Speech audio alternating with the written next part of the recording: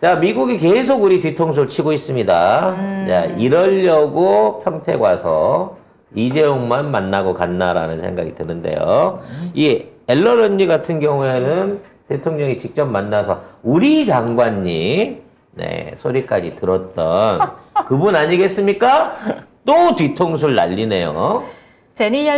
제닛 옐런 미국 재무부 장관이 인플레이션 감축법에 대해 법대로 해야 한다고 했습니다.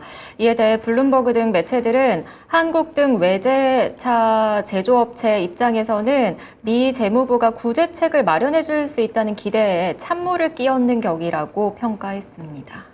아니 뭐 우리 정부가 뭐 할 것처럼 하더니만 근데 우리는 안 된다고 했잖아요. 아니 법에 서명을 했는데 네. 바이든이 이걸 서명을 했는데 우리나라 그 뒤에 가가지고 이걸 바꾼다고 바꿔줘?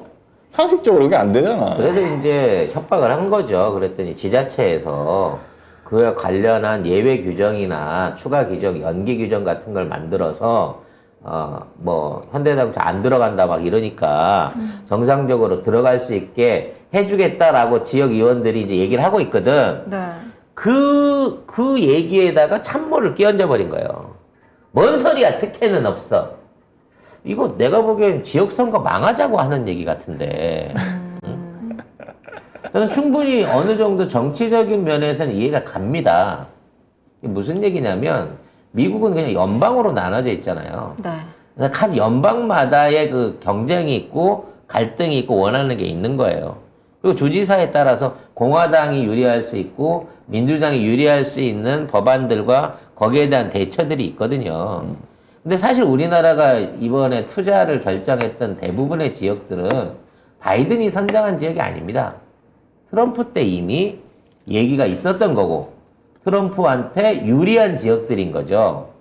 그래서 의도적으로 바이든이 우리나라 기업들 가는 그 지역에 이런 식의 쉽게 말해서 깽판을 칠 수 있는 겁니다. 왜냐하면 일단 선거에선 이겨야 되니까 그 선거 안에서의 분위기를 자기 쪽으로 끌어오기 위한 정치적 도구로 이렇게 하는 걸 수도 있다라는 전망도 있어요. 하지만 중요한 건 뭐냐? 우리는 바이든이 됐든 트럼프가 됐든 어떠한 상황에서도 혜택을 받을 수 있는 정부라야만 정책이라야만 한국 기업이 가는 거지. 아니 대가리 바뀔 때마다 이렇게 왔다 갔다 해버리고 말 바꾸고 이러면 그것도 미국이란 나라가 그따위로 놀면 누가 미국 가서 기업하려고 하겠습니까? 미국이 양아치가 되고 있는 거예요. 정치 공세로. 갑자기 좀 엉뚱한 얘기지만 저기 문평동가 이번에 중간선거 누가 이길 것 같아요? 공화당이죠. 그죠? 하는 꼬락서니를 보면 지금 현재 미세하게 민주당이 원내 그 하원 상원 다수당인데 저는 솔찬히 차이나게 이번에 이 여소야대가 뒤집어질 것 같다라는 개인적인 예상을 좀 해보거든요. 그 미국은 주마다 사실은 거의 정해져 있어요. 색깔이 지지하는 정당의 색깔이. 근데 거기서 스윙 스테이트라고 하는 곳이 6곳 정도 있잖아요. 그런데 일반적으로 사실 지금 정권을 잡고 있는 쪽이 정말 너무 잘했어. 너무 잘하고 있어. 이래도 중간 선거를 하게 되면은 약 비슷하게 나와요. 근데 지금 민주당은 정말 못하고 있거든요. 못하고 있기 때문에 이건 당연히, 그러니까 중간 선거가 왜 중간 선거냐면은 민주당이 정권을 잡고 딱 2년쯤 지났을 때, 4년에 2년, 딱 중간에 있기 때문에 중간 선거고, 이게 사실은 정권을 심판하고 정권을 견제하기 위한 의미가 있는 거거든요. 그래서 사람들 심리가 지금 난 민주당 너무 못해서 마음에 안 들어 죽겠는데 얘들을 어떻게든 심판해야지 싶으면은 공화당 쪽에 표를 준단 말이에요. 그래서 가뜩이나 여당이 너무너무 잘해도 비슷할까 말까인 상황에서 원래 중간선거가 그런데 지금 민주당이 죽을 쓰고 있는 상황에서 민주당이 이긴다? 있을 수 없는 일이죠. 사실은 이미 이 선거는 공화당이 이긴다라는 얘기로 많이 나오고 있습니다. 그러면 이번에 지금 미 앨런 장관의 배신이 바이든 쪽팔려서 한 배신이다? 아니다? 어떻게 생각하세요? 옐런한테 한국과 관련된 이야기는 중요하지 않아요. 무슨 그러거나 얘기냐? 말거나요? 예. 지금 미국 정치에서 한국 따위가 무엇이 중요한데 예전에 문재인 대통령이 있고 한반도 평화 프로세스가 착착착 진행될 때 한국은 너무 중요한 이슈였어요. 미국 국내 정치에. 하지만 지금은 이미 경이 들어서 가지고 이 나라가 망조라는 게 전 세계에 다 소문이 난 상황에서 더 이상 미국 국내 정치에 한국이라는 나라가 의미가 없다는 얘기예요. 그리고 이렇게 그 반도체와 관련해 그러니까 지금 바이든이 지지율이 40%대란 말이에요. 사실은 요맘때쯤 되면은 각 지역별로 돌아다니면서 유세 현장이 나타나야 돼. 근데 안 나타난단 말이야. 안 가요. 왜 안 가냐면 바이든 오지 마. 너 와봤자 난 도움 안 되니까 오지 마. 그러면 이제 바이든은 뭘 하고 있냐면 크게 내가 그래도 민생을 살리기 위한 정책들을 하고 있다는 제스처나 쇼를 해야 된단 말이에요. 그거를 백악관 차원에서 하고 있는 거고 지금 유세 현장에서는 각계정투가 벌어지고 있는 거고 더 이상 미국 국내 정치에 한국이란 나라는 별 의미가 없고 그러면 상황입니다. 이번 중간선거 결과로 공화당이 집권을 해서 네. 이른바 트럼프가 돌아온다고 하면 뭐 대통령이 되진 않지만 어찌됐거나 의회에서 권력을 발휘할 수 있게 되고 낸시 펠로시를 내쫓을 수 있게 된다고 하면 미국의 태도가 달라질까요? 현재 우리를 대하는 태도가? 아니요. 그러니까 한국 정치는 의미가 없다니까요. 누가 들어서든지 간에 지금 한국은 중요한 이슈가 교훈이 아니에요. 있는 한. 네. 결국은 우리가 스스로 변화해갖고 새로운 주자를 내세우지 않는 이상 잘 보세요. 잘 생각해 보세요. 한국이라는 나라가 언제 전 세계에 관심을 받고 전 세계에서 주도적인 나라가 됐습니까? 문재인 정부 때밖에 없어요. 왜? 문재인 대통령이 스스로 이걸 계속 이슈화 시켰어요. 한반도 평화 프로세스와 관련해서. 이게 전 세계에 어떤 식으로 도움이 되고, 그래서 여러분들이 여기에 동참을 했을 때 어떤 이익을 볼 수 있고, 이걸 문재인 대통령 스스로 세일즈를 했단 말이에요. 그러니까 거기에 사람들이, 그렇구나. 아니, 그전까지는 한국은 그냥 분단국이어서, 아우, 노스코리아 시끄러워. 핵 때문에, 골차빠. 라고만 생각했는데, 그게 아니라, 이런 상황이 벌어질 수도 있고 이게 국제관계에 굉장히 큰 역할을 하는 거였구나를 그때 사람들이 안단 말이에요. 그래서 서로 앞다퉈서 문재인 대통령 만나려고 했던 거죠. 맞습니다. 그러니까 그게 처음이자 마지막이었다라는 거예요. 사실 그래도 대한민국인데 라는 생각이 사람들이 받다가 경의하는 거에 다 기함을 했잖아요. 쟤는 그러면 그렇지. 그건 진짜 프레지던트 문이 특별했던 거구나. 사람들이 다 이렇게 생각을 하는 식으로 돼버렸다는 거예요. 그러니까 바이든 대통령이 한국 와가지고 굳이 문재인 전 대통령하고 전화 통화를 할 일이 왜 있습니까? 그립다는 거 아니에요, 결국.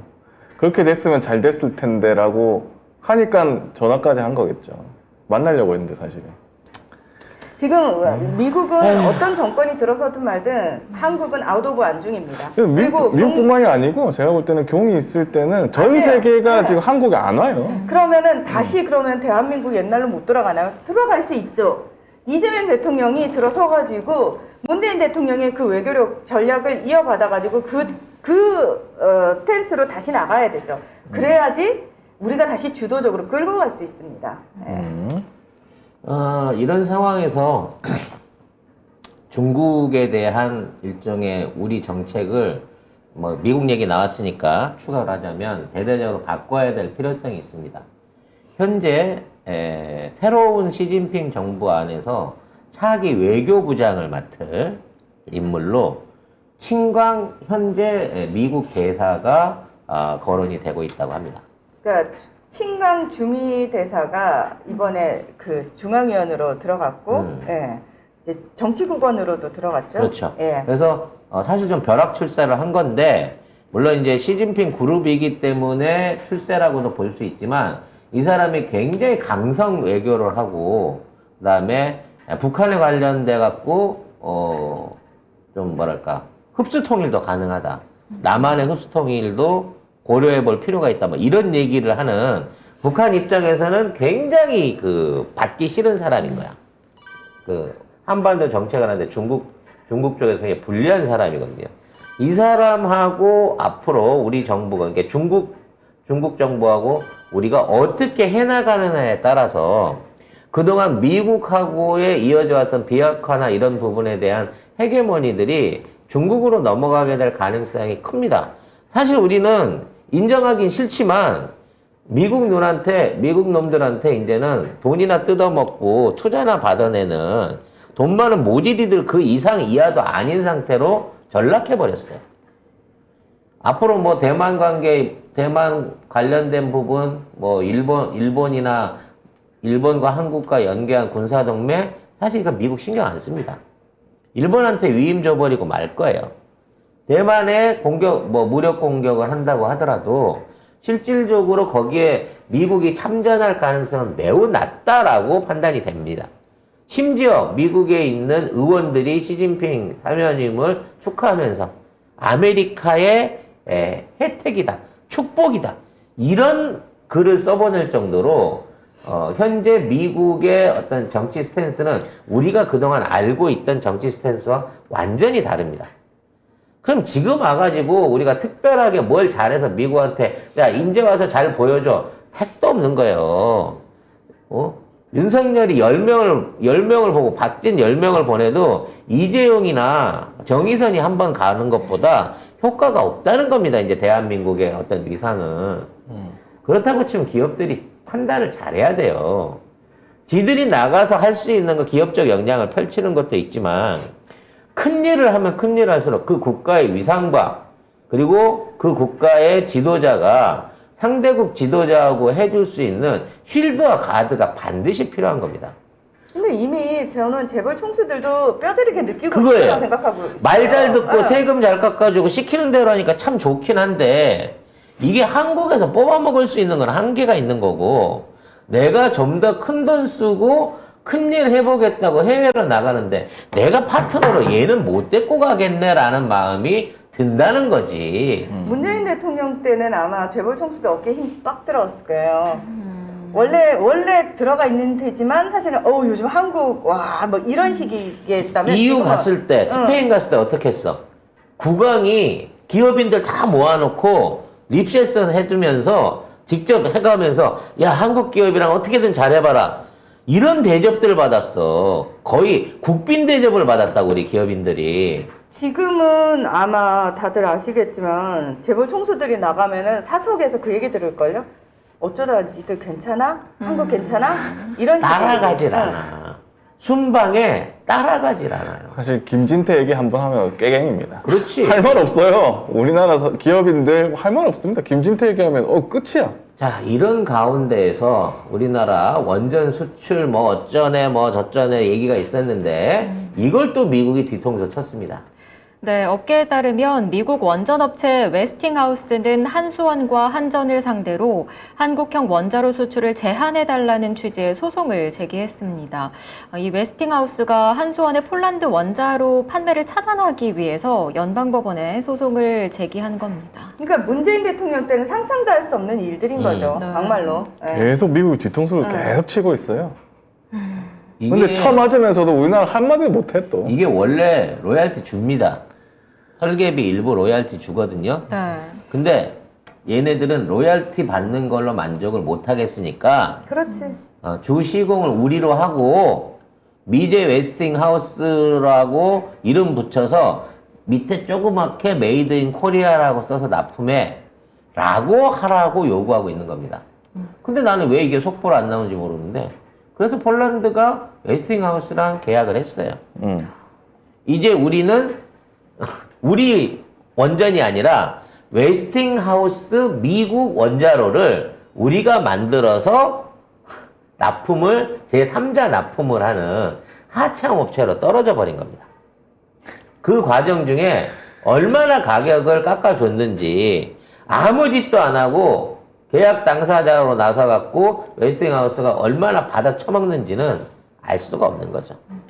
문재인 대통령이 있었으면 이건 정치적인 문제를 해결했을 거거든요. 이런 문제 자체가 안 자체가 일어나요. 안 생겼죠. 사실은 만만한 나라가 아니니까. 근데 지금은 맞아요. 국제 호구예요. 세상 만만한 나라가 돼버렸죠. 예. 이렇게 해도 아무 말 못하는 나라가 되고 있는 겁니다. 예.